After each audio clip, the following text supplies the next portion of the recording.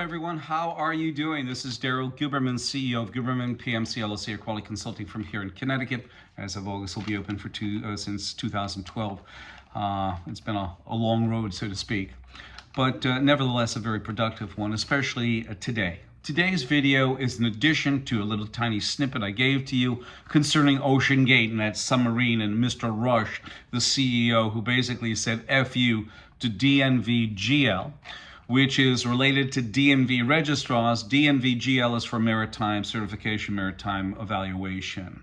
They gave, an analysis to Mr. Rush, who owned OceanGate, and they said, do not build this, Uganda is not seaworthy. Well, he's gone down a couple times swimming around with the fish, so to speak. This time it's permanent, though, we discovered, as everybody has with this submarine. But I wanted to get to you, the business owner.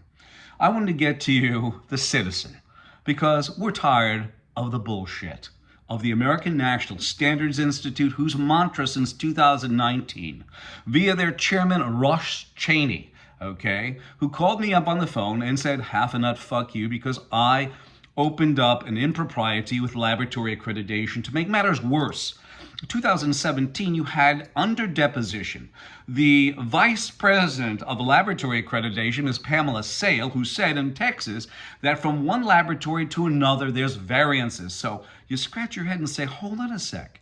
In 2017 also, the chairman of the International Accreditation Forum, who was a communist Chinese national, he's been involved with our quality since 1994, Zhao Jinwu, which I told you about, business owners.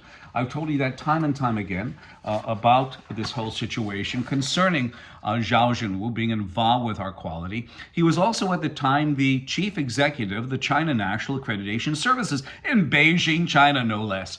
He was standing in Wuhan, China, handing them a laboratory certification that failed them. You know why? Pamela Sale admitted to it. She is part of the ANSI-ANAB accreditation team. She's the vice president of ANAB. And you ask her about anything, because several years ago we sent her a letter about what she said under deposition, and we heard crickets.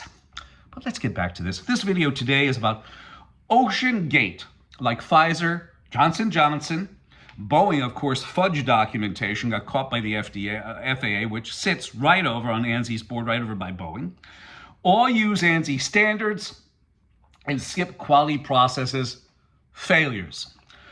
So yes, we're going to tell you this, You have all of these people, these companies and corporations who sit in federal agencies, who sit by their counterpart federal agencies and corporations, like Pfizer, Johnson & Johnson. You're going to see this. You're going to see this for a fact. And yes, and ANSI and the ANAB are underwriters for the International Laboratory Accreditation Cooperation, which is in Australia, and the International Accreditation Forum incorporated in Delaware, that a communist Chinese national, Zhao Jinwu, was ahead of between 2015 and 21. In fact, Christopher Wray, I have to get this out, November 22nd, 2022, he opened up his mouth under deposition about TikTok, saying it's a detriment, we have to do something about it.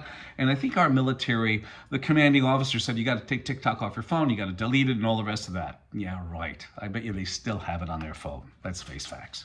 They can't check everybody out. Just remember that. So I'll say this.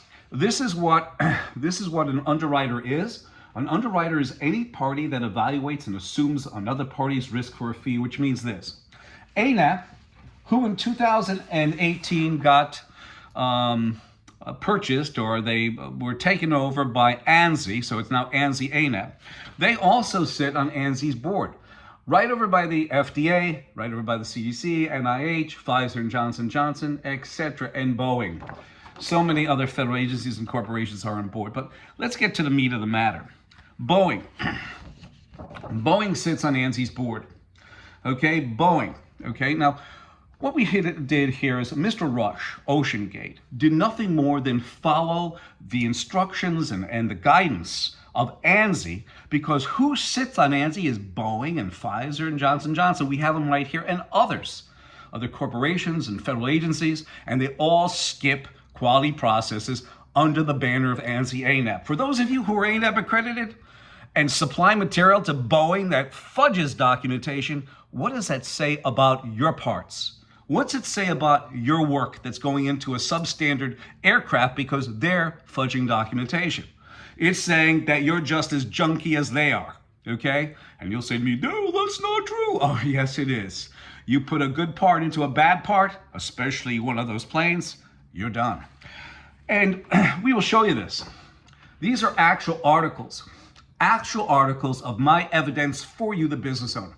For you, the citizen, there's 4.3 billion people that are going to be flying around these aircraft. Mainly, most of them, I would say 85 to 90% of them are going to be Boeing products, and the rest are like Airbus. You have the problems with Boeing fudging documentation. So Mr. Rush out of OceanGate was following these corporations, what they do. He was following them. He's a small company. He looks up towards Boeing and, oh, they fudge documentation. Nice. And then Pfizer. This is a good one.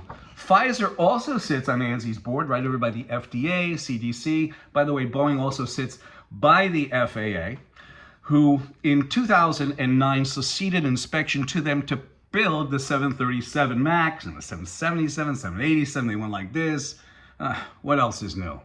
The 787 has quality issues. The 777 has quality issues. And those of you who supply material into them, wow, I wouldn't use your company. That's for sure. Okay, because what you're doing is, you probably don't know this. Now you do. You have to ask them, you have on their supplier portal that must be, they say it must be ANSI-ANAB or international equivalent. And you find out that the international equivalent, and I say this not for the people of these countries, I say it for the political figures.